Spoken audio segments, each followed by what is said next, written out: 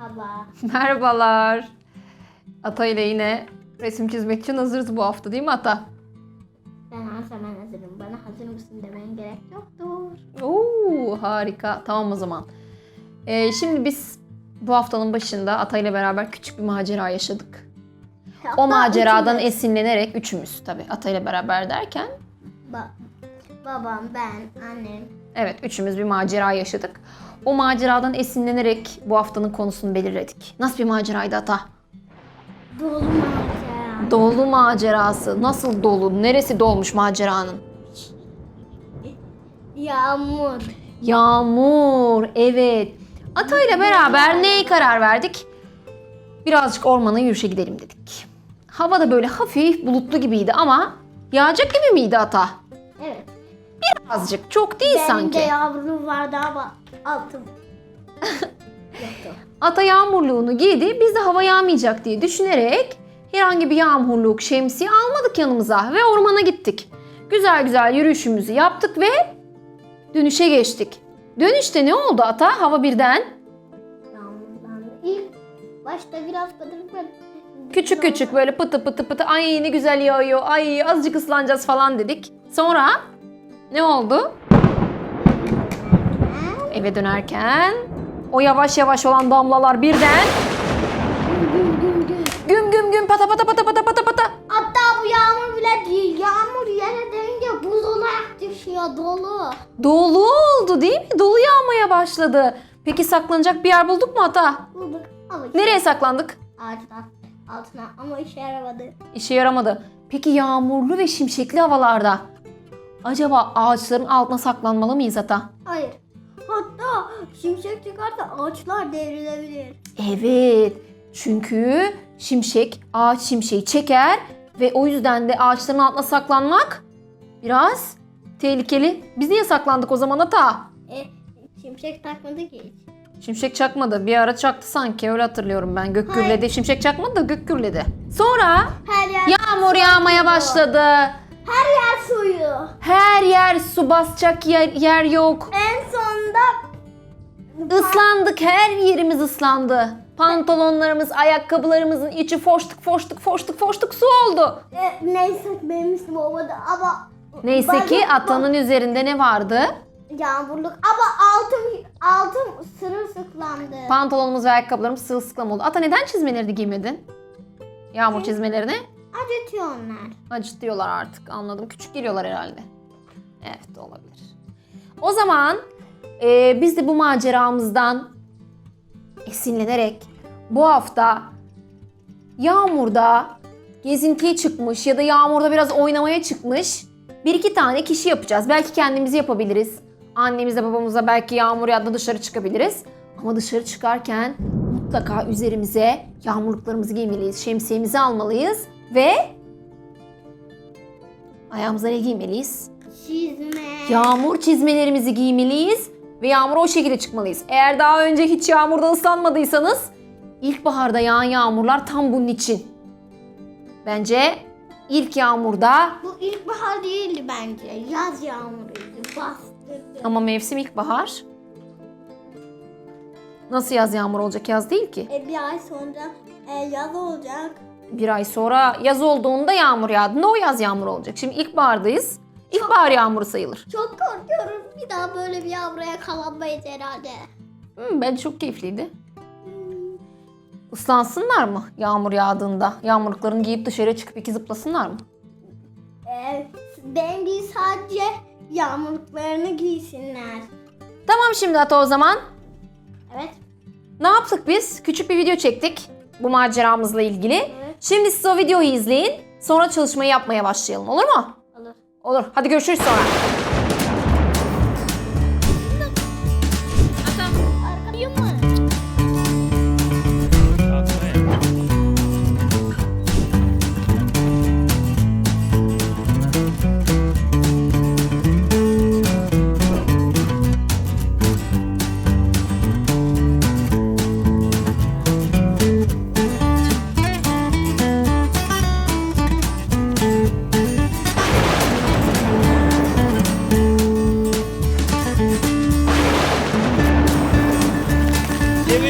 şöyle. Gel şu ağacın altına geçelim. Gel gel gel.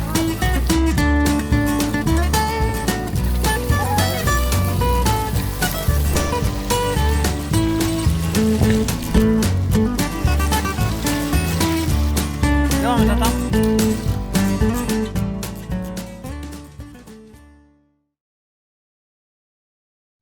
Şimdi 3 tane insan figürü çizmeyi düşünüyoruz.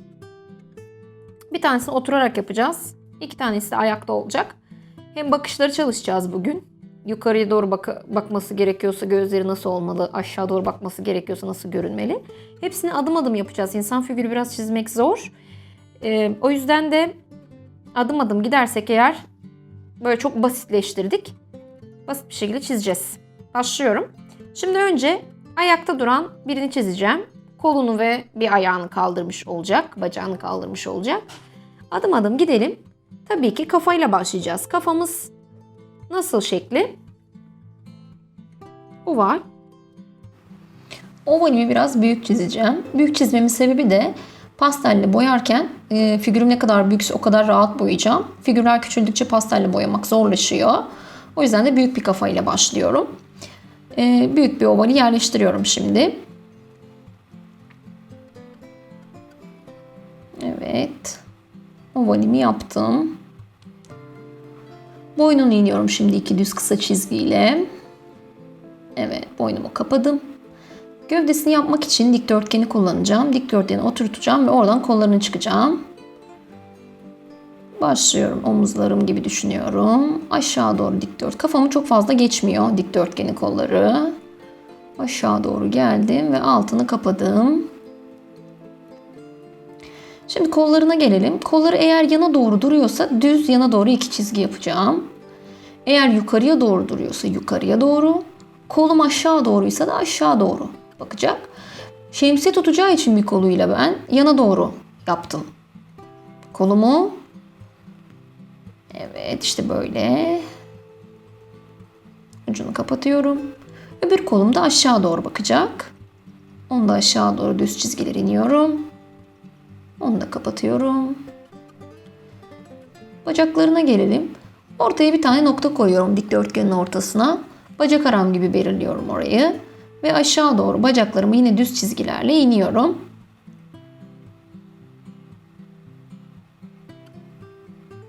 İşte böyle. Bacağımın bir tanesi düz. Öbürü yukarıya doğru böyle kaldırmış olacağım bacağımı. Onu da yana doğru yapıyorum. İşte böyle. Noktamı oradan uzatıyorum. Kapatıyorum. Ayağımda yağmur çizmeleri var. Onları çiziyorum. Evet, işte böyle. Öbüründe de çizmem yukarıya doğru bakacak ayağımı kaldırdığım için. Onu da yapıyorum. İşte böyle.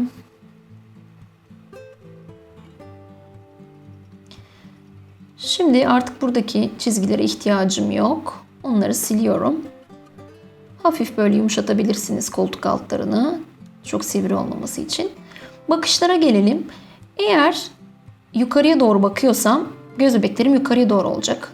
Yana doğru bakıyorsam yana doğru. Aşağı doğru bakıyorsam da göz bebeklerim aşağı doğru bakacak. Şimdi gözlerimi çiziyorum. Yana doğru bakacak figürüm çünkü kol ve bacak yana doğru bakıyor. Gözümü yaptım. Öbür gözümü de yaptım. Şimdi göz bebeklerimi yana doğru baktığı için gözümün ucuna yapıyorum ve yana doğru yapıyorum. İşte böyle artık figürüm yana doğru bakıyor. Kaşlarımı yaptım. Minik bir burun ve kocaman bir ağız yapıyorum. Çünkü çocuk dışarıda olduğu için yağmurdan çok mutlu, kocaman gülen bir ağız yaptım. Şuradan da belki minicik dil görünüyordur. Böyle bir ağız oluşturdum. Yana doğru bakıyorum çünkü şemsiye o tarafta olacak. Şimdi saçlarımı yapıyorum. Saçlarımı yapmamın sebebi kulağımı yaptım. Yana doğru baktığı için saçımın kulağın olduğu taraf daha çok görünecek. Öbür tarafı tam göremiyorum. O yüzden sadece bir tarafına saç yapacağım. Çünkü öbür taraftakileri kafası yan olduğu için göremiyorum. Böyle hafifçe belirginleştiriyorum saçlarımı. Çok çizmeme gerek yok. Çünkü boyarken zaten onları belirginleştireceğiz.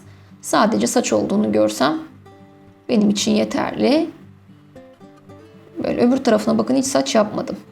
Şimdi şemsiyemi yapıyorum koluma doğru 2 düz çizgiyle. Şemsiyenin ucunu yaptım. Yukarıya doğru düz çizgiyle devam ediyorum. Kapatıyorum. Kocaman bir yarım daire yapacağım şimdi. Bu da benim şemsiyem olacak. İşte böyle. Altına da 1, 2, 3, 4, 5, 6, 7 tane minik yarım daire çizdim. Sapımı belirginleştirdim. Ucunu yaptım. Şimdi de ucuna doğru, merkeze doğru çizgilerle şemsiyeme şekil yapıyorum. Siz isterseniz farklı şekillerde yapabilirsiniz. Şimdi elimle tutuyorum şemsiyemi. Baş parmağımı yaptım. 4 tane oval kullanıyorum. 1 oval, 2 oval, 3 oval ve 4 oval. Bu şekilde şemsiyemi kavramış gibi bir görüntü veriyorum parmaklarıma. Boyun çizgisini sildim. Oradan artık küçük bir giysisi varmış gibi yapacağım. Giysimi, düğmelerini yapıyorum. Ve böyle güzel bir şekilde küçük detayları. Şimdi aşağı doğru bakan bir figür yapacağız. Figürümüz aşağı doğru baktığı için tam bir oval kafa yapmamıza gerek yok. Kafasının bir bölümünü yapsak yeter.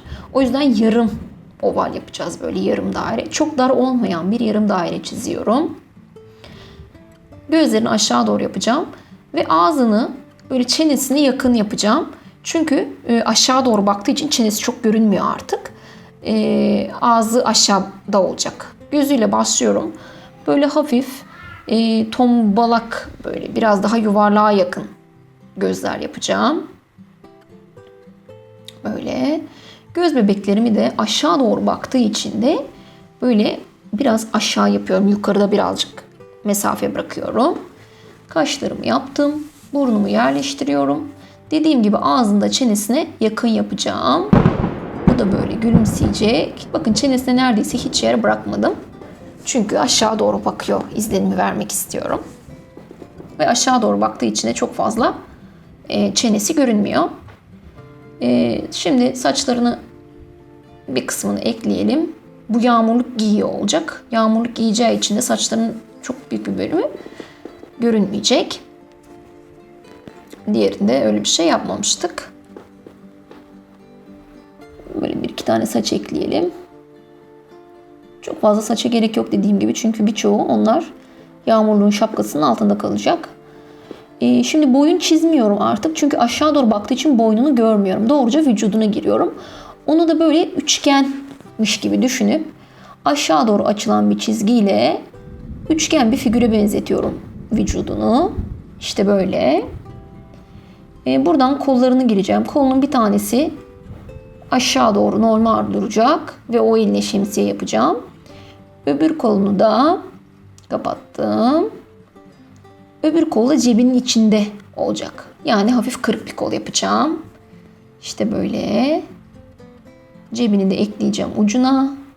Elini cebine sokmuş gibi olacak. Öbür tarafa da cebini ekliyorum. İşte böyle. Evet. Hafif yumuşatabilirsiniz kol geçişlerin çok keskin olmaması için. Şimdi yine vücuduyla kolu arasındaki bağlantı çizgilerini siliyorum. Yağmurluğumu tamamlıyorum. Yağmurluğumun düğmelerini yapacağım. İşte böyle. Evet. Adım adım hepsini yaparsak çok güzel bir sonuç alacağız. Bu şekilde yağmurluğumu yaptım. Şimdi bacaklarına geçelim. Bacağının bir tanesi düz, bir tanesi de arkaya doğru hafif kıvrık olacak. Tam köşeden inmiyorum. Biraz içeriden iniyorum çünkü yağmurluğu biraz geniş. Vücudumuz o kadar geniş değildir. Bacağımı indim. Çizmemi yaptım. Bu defa bacak arası çizgimi noktasını koymadım. Çünkü yağmurluk uzun olduğu için birazcık daha bacaklarım birbirinden ayrıymış gibi çizeceğim. Yukarıya doğru kaldırmış ayağını. İşte böyle. Biraz yamuk oldu. Düz olması lazım. Evet işte böyle. Bacağını kaldırdım. Çizmesini de yapıyorum. Tabii ki bacağı aşağı doğru bakıyor. Buradan da şimdi yağmurluğun şapkasına giriyorum artık. Çizgisini yaptım. Şöyle hafif rüzgarda dalgalanmış olduğu için hafif dalgalı yapıyorum ama siz düz de yapabilirsiniz. Biraz böyle büyük şapkasının ucunu da yaptım. Yağmurluğun şapkasının arasından, kapşonun arasından böyle hafif saçları çıkıyormuş gibi olsun. Biraz uzun saçlı olduğu için. Azıcık aradan saçları çıkmış. Böyle birazcık işte. Böyle. Renkli renkli saçlar yaparız. Bu çok güzel olur.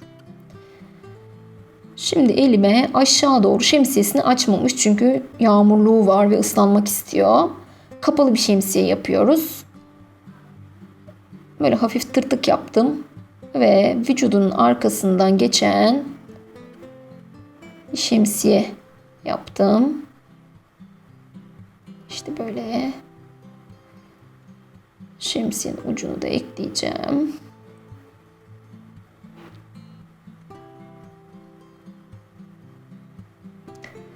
Biraz böyle. Şimdi suyun içine düşmüş figürümüzü çizmeye başlıyoruz. Yine oval yaptık. Boynunu indik.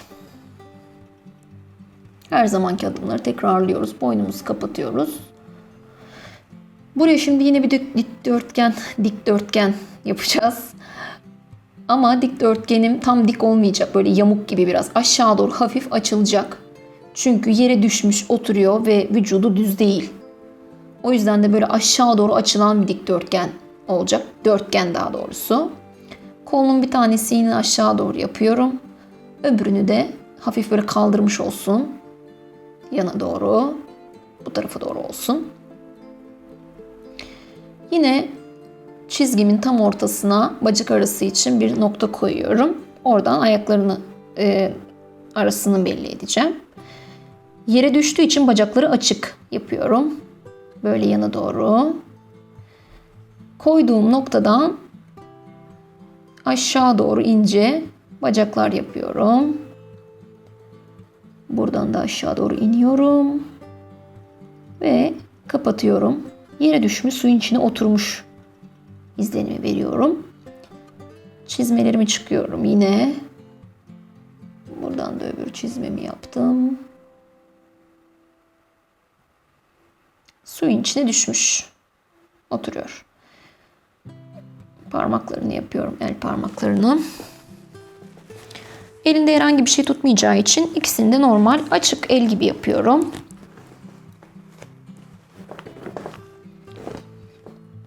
Kollarındaki araları, çizgileri yine her zamanki gibi siliyorum. Şimdi yine gözlerini yapacağım. Bakışlarında hangi tarafa baktırmak istiyorsam göz bebeklerini o tarafa doğru yapacağım. Kalkık olan kolunu o tarafa doğru yapmayı düşünüyorum. İşte böyle. Evet. Yana doğru baktırıyorum. Kaşlarını ekledim. Burnunu yaptım. Ve yine gülümseyen bir ağız yapıyorum. Bugün normal ağızlar değil, hep gülen ağızlar çalıştık. Böyle yana doğru baktırdım. Hafif yine saçlarını gireceğim. Çok az. Kafasının üzerine şimdi böyle kırmızı başlıklı kızın başlığı gibi bir yağmurluk yaptım. Islanmasın diye bu taraftan da yağmurluğun devamı görünüyor. Kapşonu aşağı doğru indiriyorum ve yağmurluğunun fermuarını yapıyorum. Şimşek yapıyoruz şimdi. Aynı merdiven yapar gibi düz aşağıya, düz aşağıya. Aynı bir merdiven yapıyor gibi. Şimdi kalınlaştıracağım biraz. Çizgimi yaptım. Aynı işlemi tekrar yapıyorum. Biraz daha yukarıdan. Düz aşağıya, düz aşağıya. Kocaman bir şimşek çakmış gibi düşünelim. Aşağıya biraz sivri birleştiriyorum. Öyle. Şimdi birazcık düz değil de yana doğru gideceğim. Yine yan bir merdiven gibi düşünün. Düz, yan. Evet. Yine bunu kalınlaştıracağım. Aşağı doğru incelteceğim artık. Yan, düz, yan ve yine ucunu inceltiyorum. İşte böyle. Şimdi bunlar suyun içinde oldukları için, yani yerde su birikintisi olduğu için suya bastığımızda böyle dalgalar oluşur, etrafında yuvarlaklar oluşur. Beyaz pastelle yağmur efektimi vermek için ve oradaki ıslaklığı verebilmek için böyle bastıkları yerin etrafına daireler yapacağım. Kalemle çok yapmıyorum ki belirgin olmasın. Beyaz pastelle yapacağım hepsini. Şöyle fışkırmış sular yapıyorum. Hepsini böyle etrafına birazcık düştükleri zaman su fışkırmış çünkü. Böyle minik minik damlacıklar yapabilirim etrafına. Bunların hepsini beyaz pastelle yapacağım en son. Boyamaya geçiyoruz. Artık renklendiriyoruz.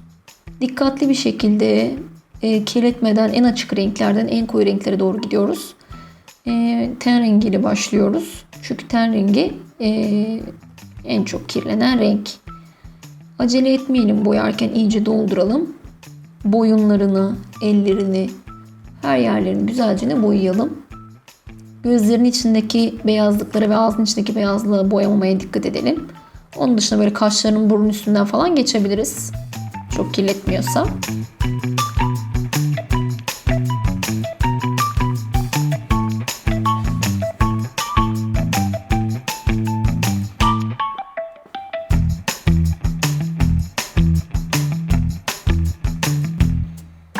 Bunu saçlarını turuncu yapmak istiyorum.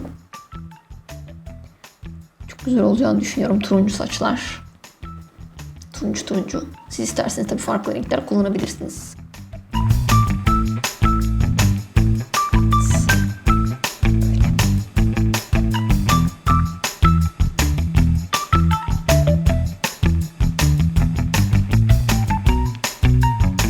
Yağmurluğumu da boyayacağım şimdi. Yeşil bir yağmurluk olsun istiyorum. Böyle ilkbahara uygun renkler. Arka planda mavi tonlar kullanacağımız için mavi, mor, böyle turkuaz renkler kullanacağımız için giysilerinde olabildiğince böyle renkler kullanmamız lazım. Yeşil, turuncu, sarı, kırmızı ki figürlerimiz belli olabilsin. Yoksa kaybolur gider eğer çok fazla böyle arka planda kullandığımız renkleri kullanırsak. Desenli yapabilirsiniz bu arada giysilerini. Ben düz renk boyadım. Birazcık üzerine sarı benekler yapmayı düşünüyorum. Ama eğer isterseniz siz böyle çiçekli giysiler, gökkuşağı giysileri yapabilirsiniz. Ben şemsiyemi rengarenk yapmayı düşünüyorum. Giysilerini böyle daha düz renklerde, açık, güzel renklerde yapacağım. Pantolonu mesela sarı yapacağım şimdi.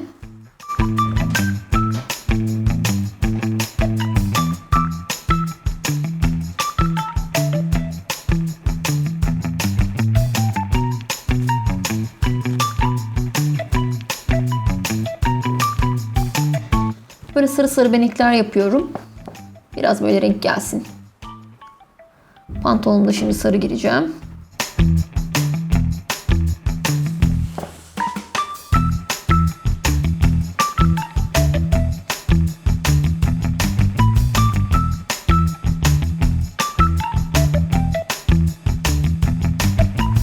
Çizerken de boyarken de acele etmeyin lütfen. Acele olunca hem çok taşıyor hem pastel biraz kontrolü güç bir boya, ucu sivri olmadığı için. O yüzden böyle adım adım çizip yine adım adım boyarsak böyle çok acele etmeden böyle karalıyormuş gibi değil de boyuyormuş gibi daha çok daha güzel sonuçlar elde edeceğiz. Çizmelerini de şimdi böyle turuncuya boyadım.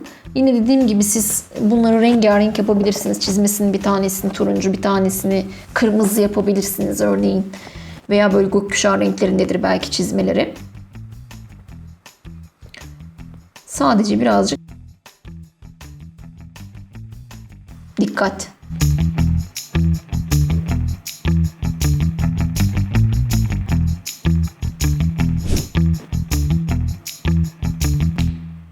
Diğer yağmurluğumda böyle kırmızı olsun istiyorum.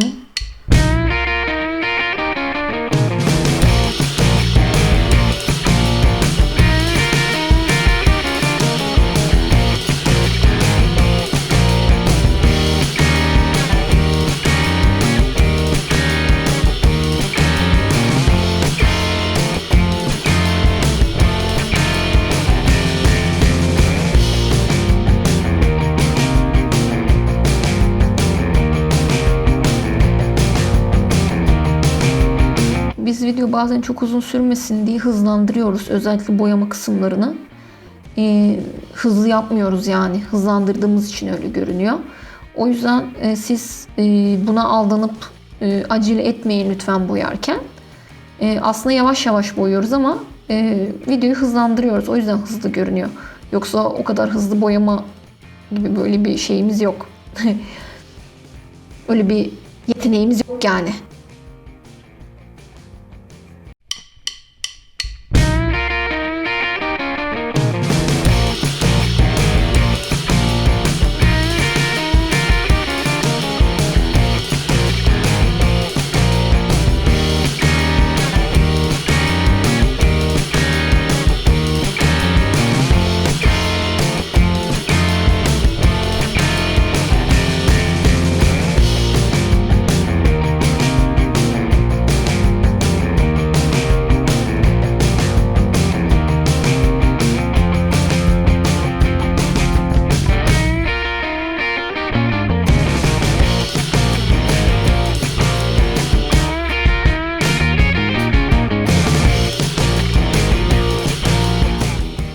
Turkuaz yapıyorum pantolonunu da. Dediğim gibi çok böyle pembeler, morlar, maviler kullanmamaya çalışıyorum. Elimden geldiği kadar farklı renkler kullanıyorum ki mavi arka planımı boyadığımda figürlerim ortaya çıkabilsin. Yoksa kaybolup gider. Ata mavi yapmayı tercih etti. Maviyi çok sevdiği için ama arka planı boyadığında maviler birazcık kaybolabilir, figürleri, mavileri.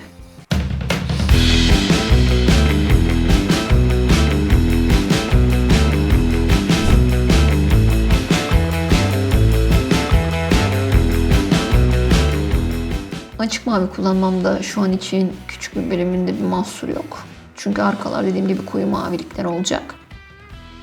Ama tabii sizin farklı renkleriniz varsa onları kullanın. Mavi çok tercih etmeyin. Ben renkli olsun diye maviyi tercih ediyorum şimdilik.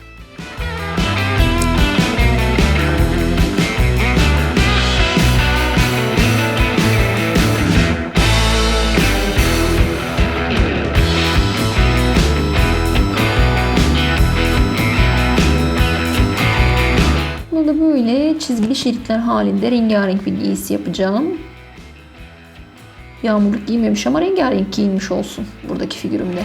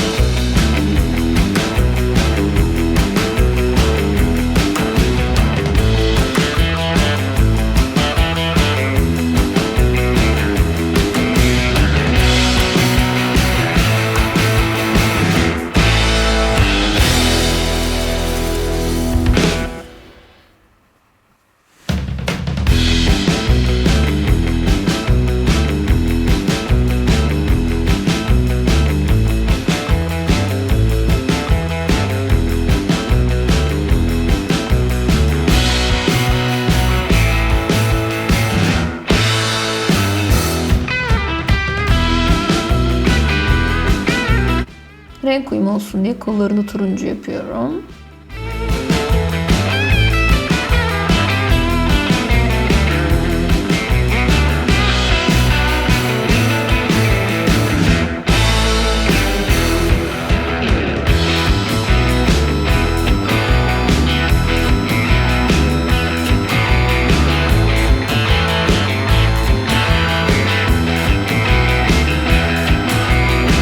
Şemsiyemin sapını gri yapıyorum tabii ki.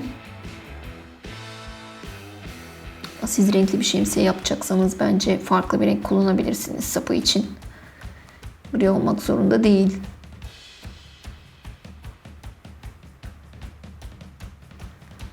Ama şemsiyemi rengarenk yapacağım. Hem de böyle gökyüzüne karışsın diye pembeler kullanmayı düşünüyorum. Bu çocuğumuzun saçları da kahverengiymiş.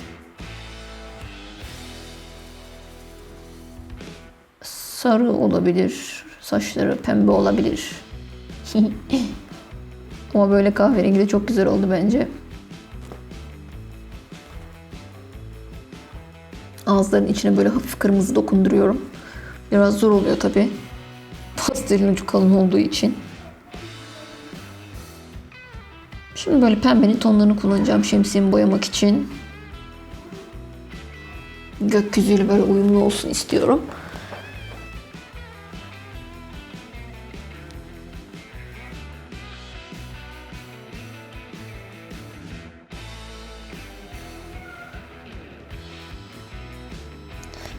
Yani gökyüzüyle uyumlu olacak şemsiye.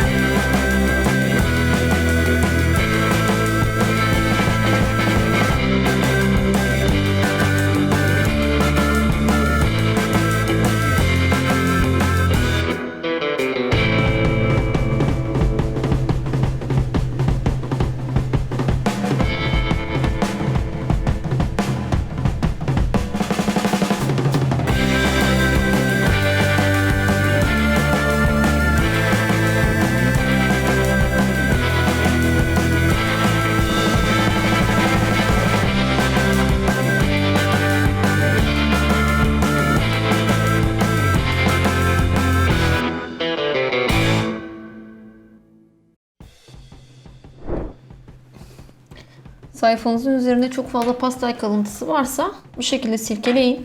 Çünkü o kalan pastel kalıntıları sonra leke olarak geri dönüyor bize. Şimşeklerimizi de boyayalım. Sarı renge boyuyorum. Böyle koyu sarı, böyle hafif turuncuya bakan renkler de yapabilirsiniz. Ya da beyaz da kalabilir. Ama sarı bence güzel gidecektir. Çünkü yağmur damlalarını da beyaz yapacağız. Onların arasından şimşeğin ayrılmasını istiyorum. O yüzden de sarı renkte yapıyorum. Güzelce boyadım. Beyaz pastelle su birikintilerimi ve yağmur damlalarımı yapacağım. Buradaki su sıçramalarını mavi ile yapıyorum. Daha güzel görünecektir aradan. Ama ufak ufak birkaç tane beyaz da ekleyeceğim. Şimdi beyazla en son yaptığım daireleri yapıyorum. Yani suyun üzerine atladığımızda oluşan dairelerden bahsediyorum. Böyle görünmüyor ama iyice bastırmanız lazım. Bir de karandaş, soft pastel onlarla yapmayın. Mutlaka yağlı pastel olması lazım. Çünkü birazdan üzerine sulu boyayla boyadığımızda o yağlı pastelin sulu boyadan ayrılması lazım. Küçük küçük damlacıklar yapıyorum. Su sıçramış. Bir kısmını mavi, bir kısmını beyaz yaptım. Yine öbür kızın bastığı yuvarlakları da yaptım. Ona da bir iki sıçrama ekleyeceğim. Önce su birikintilerimdeki yuvarlakları tamamladım. Birazdan da yağmur damlalarımı yapacağım. Bu şekilde sıçramalarımı yapıyorum. Kağıtta çok görünmüyor ama siz yaparken göreceksiniz nerelere yaptığınızı. Şimdi çizgi çizgi yağmurunuz hangi yöne doğru yağıyorsa bir sürü sayfama çizgiler atıyorum. Lütfen sık sık atın. Yoğun bir yağış olsun. Çünkü çocuklar çok eğleniyorlar ve az yağan yağmurda çok eğlenemezsiniz. Çok yağan yağmurda çok eğlenirsiniz. O yüzden de her yere sık sık aynı uzunlukta ve aynı boyutta 3 aşağı 5 yukarı çizgiler attığınıza emin olun. Videodan tam görünmüyor olabilir ama kendi yaptığınızda dediğim gibi göreceksiniz. Yağlı pastel kullanmayı ihmal etmeyin. Yoksa istediğimiz sonucu elde edemeyeceğiz. Yine yağmur damlaları yere düştüğünde böyle daireler oluşur iç içe. Bir iki tane de böyle spiral gibi içe doğru daireler yapabilirsiniz. Böyle minik minik. Çocukların etrafına özellikle. Oradaki su birikintilerine yağmur damlacıkları düşmüş. Ve yuvarlaklar oluşturmuş tabii ki. Bunlar hep böyle arka planını boyadığımızda güzellikler katacaktır çalışmamıza. Beyaz beyaz ortaya çıkacaklar, göreceksiniz. Böyle eksik kalan yerleri de yine sağanak yağmur gibi tamamlamaya çalışıyorum. Sulu boyayla boyamaya başladığımızda ne demek istediğimi daha iyi anlayacaksınız. İyice doldurdum. Şimdi sulu boyaya geçiyorum. Sulu kullanacağım yine. Morlar, maviler, turkuazlar kullanacağım. Maviyle başlıyorum. Bakın beyaz çizdiğim pastellerin üzeri hemen yağlı pastel olduğu için ayrılıyor gördüğünüz gibi. Birazcık mor ekleyeceğim şimdi. Böyle koyu mor daha çok. Evet işte böyle. Böyle istediğiniz bölümünü istediğiniz renkte yapabilirsiniz. Ama böyle gökyüzü renkleri böyle hafif yağmurlu da olduğu için bulutlu havalar böyle hafif karanlıktır, mordur, gridir. Griler de kullanabilirsiniz isterseniz. Ama ben çok böyle kapkaranlık bir resim olsun istemedim. Çünkü orada eğlenen çocuklar var. O yüzden de böyle morlar, turkuazlar kullanacağım. Morla işim şimdi bitsin. İstediğim yerleri mor yapayım. Biraz daha mor. Koyu mor gibi. Hafif maviler ekliyorum. Yani kendinize böyle 3-4 tane renk belirleyin. Ara ara birbirinden kullanın. Böyle turkuaz var. Böyle hafif biraz daha açık turkuaz. Bir de koyu turkuaz var. Biraz daha böyle dumanlı bir renk gibi. İşte bu. Bu da koyu turkuaz. Böyle mavili turkuaz arası. Onu da böyle aralarda geçtim. Böyle sayfamın tamamını bu renklerle dolduracağım. Alt kısımları biraz daha yoğun mavi yapacağım. Çünkü su birikintileri biraz daha mavi ve gökyüzünden farklı görünsün istiyorum.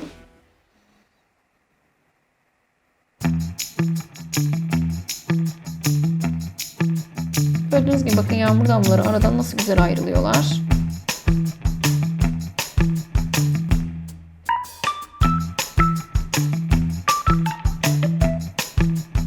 Biraz da pembe. Mor, pembe. İkisi böyle. Çok açık olmayacak şekilde. O paletimdeki diğer mor. Asıl mor.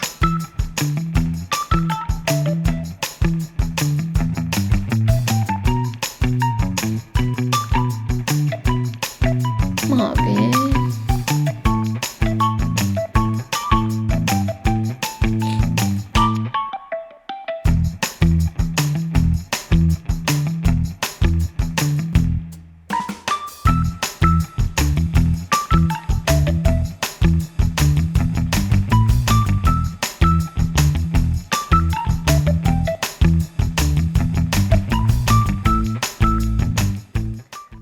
Aşağılara doğru şimdi birazcık yoğunlaştıracağım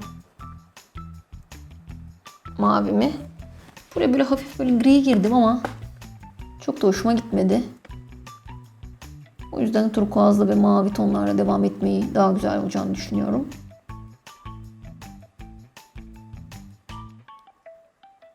Aşağıları artık bakın yeri düşmüş. Damlacıkların yuvarlakları da görünüyor.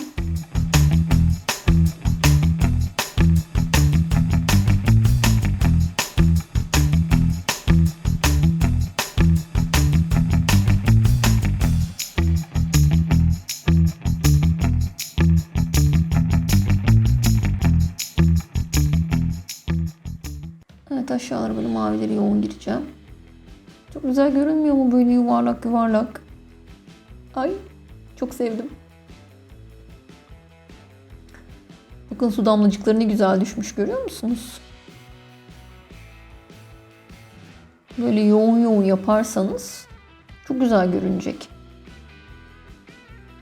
Koyu turkuazdan kullanıyorum birazcık. Biz 3 figür yaptık ama sizin sayfanıza daha fazla figür sığıyorsa daha fazla yapabilirsiniz. Ya da ben 3 figür değil 1 veya 2 tane yapmak istiyorum diyorsanız da 1 veya 2 tane figür de yapabilirsiniz. Çok mahsuru yok. Hangisi daha kolayınıza gidiyorsa onu yapabilirsiniz.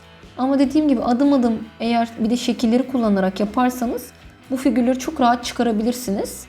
Böyle kapşonlarda falan belki böyle biraz sorun yaşayabilirsiniz ama bence çok da önemli değil. Güzel bir şey çıkacağını düşünüyorum ortaya. Hangisini daha rahat yapacaksanız ve yapmak istiyorsanız onu yapın. Yine bakın böyle yoğun mavilerle, turkuazlarla çocukların oynadığı alanı biraz gökyüzünden ayırmış oldum. Aşağıda pembeler kullanmadım. İşte böyle.